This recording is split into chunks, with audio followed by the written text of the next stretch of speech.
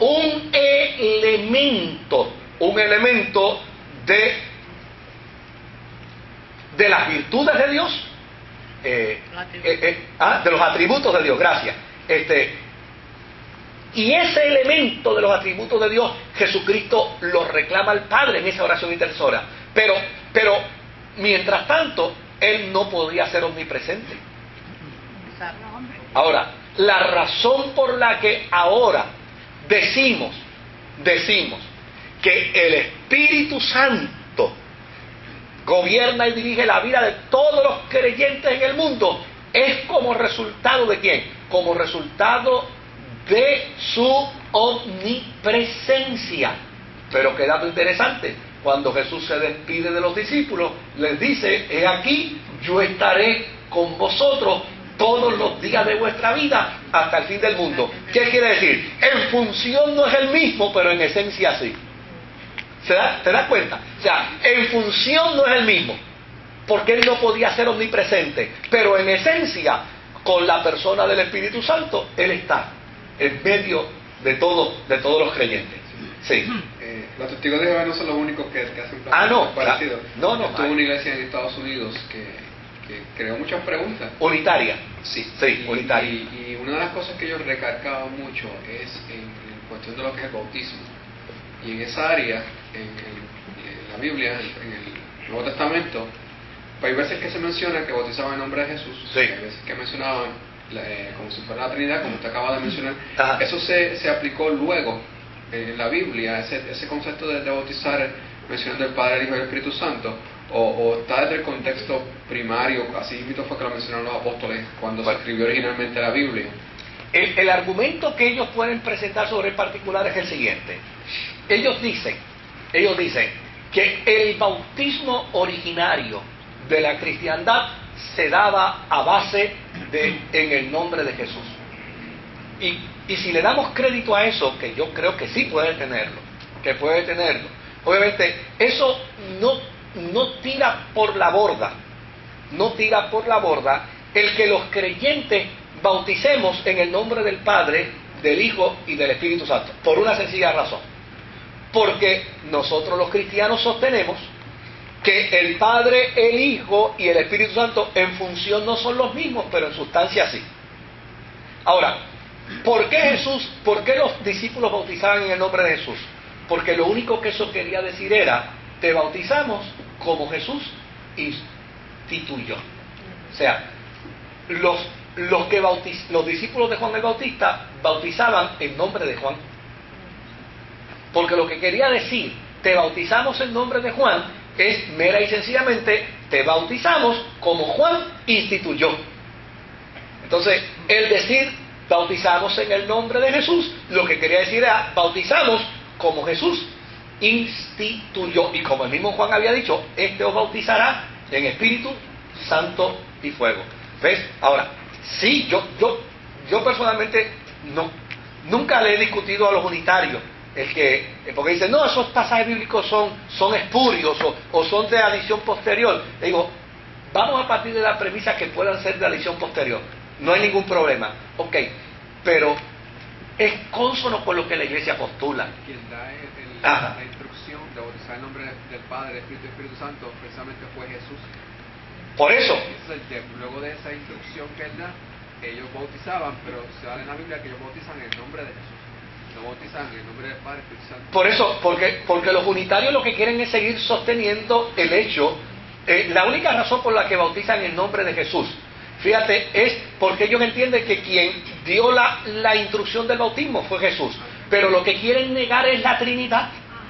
O sea, esa es la única razón por la que ellos no bautizan en el nombre del Padre, del Hijo y del Espíritu Santo, porque quieren negar la Trinidad. Ahora, sí. No, ellos creen que Jesús es un ser creado. Ellos creen en el bautismo de Jesús, pero diciendo, bautizamos como Jesús ordenó que se bautizara, porque así era como era la práctica de los bautismos antiguos. Ahora, la iglesia primitiva decidió otra cosa, y decide otra cosa como resultado de la Gran Comisión, donde la Gran Comisión se establece bautizando en el nombre de ¿qué? En el nombre del Padre, del Hijo y del Espíritu Santo. Claro, Los unitarios dicen, eso es una adición posterior, eso no existía en el original. Fantástico, vamos a partir de la premisa que no existía en el original, pero eso no afecta el bautismo. ¿Por qué no lo afecta? Porque nosotros, los que creemos en el credo niceno, que es la mayoría de la cristiandad, mera y sencillamente entendemos que el Padre, el Hijo y el Espíritu Santo en función son distintos, pero en sustancia son ¿qué? Son lo mismo. Por lo tanto, decir te bautizo en el nombre del Padre, del Hijo y del Espíritu Santo, lo que estamos diciendo es en sustancia te bautizamos. Te bautizamos, porque para nosotros no hay diferencia en términos de sustancia, sí en términos de función. O sea, por eso a mí no se me ocurriría decir cuando Dios resucitó a Lázaro.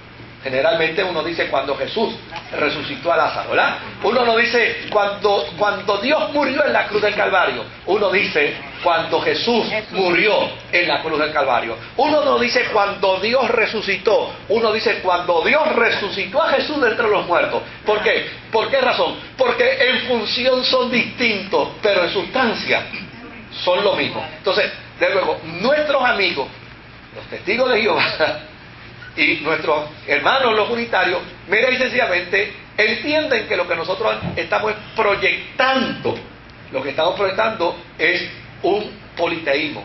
No estamos proyectando un politeísmo porque la cristiandad es monoteísta. Lo único que estamos haciendo es afirmando que en sustancia son los mismos, aunque en función sean distintos. Buenas noches. Pastor, le voy a decir algo que le va a estar raro. Sí.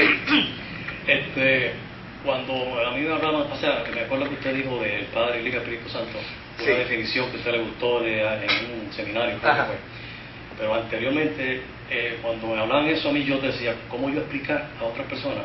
Y trataba de buscar una analogía. Sí. Y la analogía que encontré, que digo que es perfecto con los tres, es el estado del agua, el triple estado del agua. Sí. Punto triple. Uno puede adquirir el agua estar en hielo, agua y vapor a la misma vez, hay una temperatura exacta. Y eso existe. Y en sustancia son lo mismo. Y es la misma sustancia. O sea, uno viene y aplica al hielo, calor, se va derritiendo, va subiendo, empieza a licuar con ese líquido, después pasa a vapor. Entonces está los estados del agua, que es evaporación, condensación y ebullición.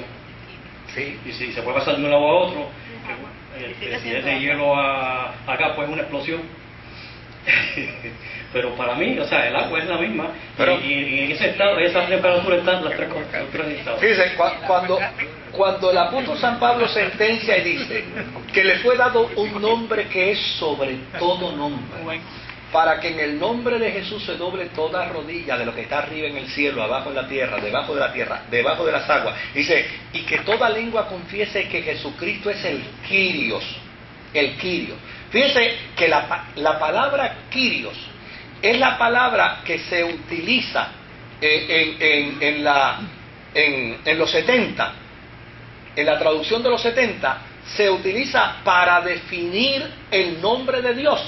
Porque con antelación a eso lo que estaba era el tetragramatón, donde esa palabra hay que repetirla muchas veces que no se le olvide a uno, ¿verdad?